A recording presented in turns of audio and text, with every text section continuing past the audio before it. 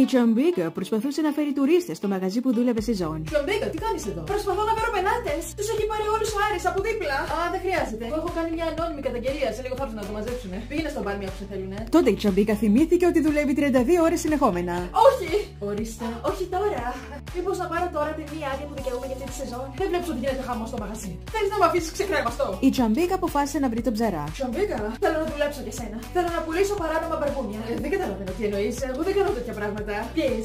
Όταν με πρωτογνώρισες νόμιζες ότι ήμουν χορμόνα. Έχει ένα παρτάκι εδώ πιο κάτω σε μια βίλα. Θα τους πάρεις αυτά τα μπαρπούνια, Μη σε δει κανένας. Τότε η Τσαμπίκα πήγε στη βίλα. Γεια σας. Ήρθες για τα κακά. Για κακά.